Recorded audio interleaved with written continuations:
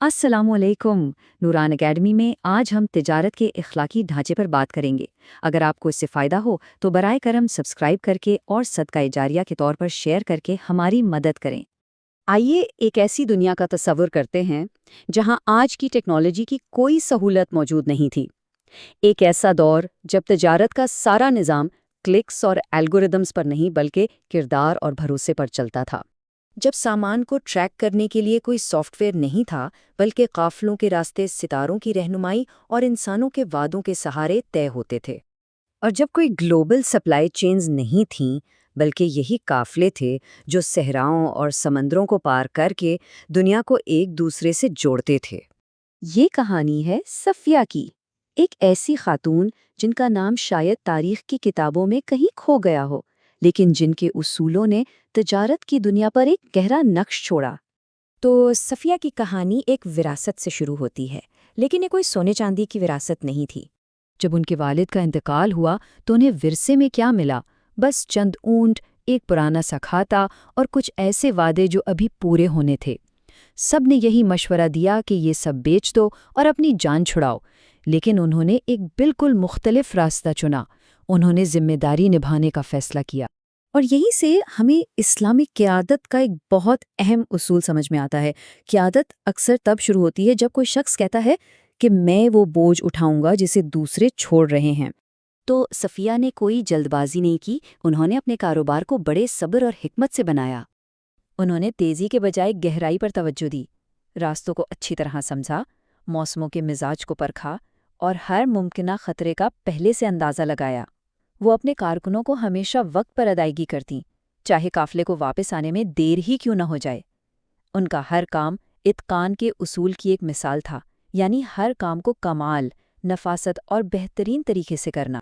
शुरू में कुछ लोगों ने उनकी इस एहतियात का मजाक भी उड़ाया, लेकिन बहुत जल्द उनके नाम से जाने वाले काफिले मुस्तकिल मिजाजी से अपनी मंजिल तक पहुंचने लगे। इससे ये सबक मिलता है कि इस्लाम में असल कामयाबी रफ्तार नहीं, बल्कि वो भरोसा है जो वक्त के साथ कायम रहता है। फिर एक साल एक दूर दराज सहराई कस्बे में अशिया की शदीद किल्लत हो गई, और इस बहरान ने सफ़िया के उसूलों को एक बहुत बड़ी आजमाइश में डाल दिया। अब इनके सामने दो रास्ते थे।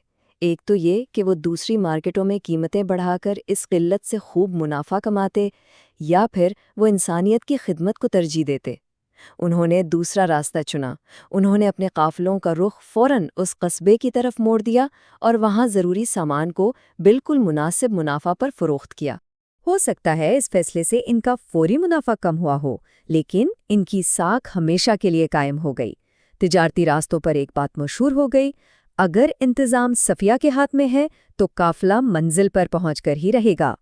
जैसे जैसे इनका कारोबार फैलता गया, सफ़िया ने इस बात को यकीनी बनाया कि ये तरक्की उनके उसूलों पर कभी हावी ना हो। उन्होंने एक ऐसा निज़ाम बनाया जिसकी बुनियाद ही इंसाफ पर थी।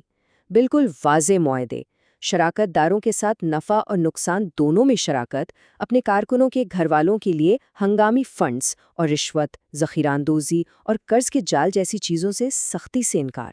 ये सब उनके निज़ाम की बुनियाद थे। इससे एक बात वाज़ेह होती है कि इस्लामी सुनहरे दौर में कामयाबी के लिए सिर्फ नीयत का अच्छा होना ही काफ़ी नहीं था, बल्कि एक मजबूत और इंसाफ पर मबनी निज़ाम का होना भी इतना ही ज़रूरी था। फिर उनकी ज़िंदगी में वो लम्हा आया जो उनके किरदार का सबसे बड़ा इम्तिहान साबित हुआ। एक इलाकाई गवर्नर ने उन्हें एक पेशकश की, तमाम तिजारती रास्तों पर मुकम्मल इजारादारी की। ज़रा सोचें, ये एक ऐसी पेशकश थी जो उन्हें बेपनाह ताकत और मुनाफा दे सकती थी, लेकिन इसकी कीमत ये थी कि दूसरे छोटे ताजरों का रोज़गार ख़त्म हो जाता। सफ़िया ने ये पेशकश ठुकरा दी और जो जुमला कहा वो तारीख में लिखा जाने वाला है, अगर मेरी कामयाबी दूसरों के लिए रुकावट बन जाए तो ये रिस्क नहीं, ये फितना है। उनका ये कौल हमें याद दिलाता है कि हर मौका अल्लाह की तरफ से नेमत नहीं होता। कुछ मौके दरअसल आजमाइश होते हैं।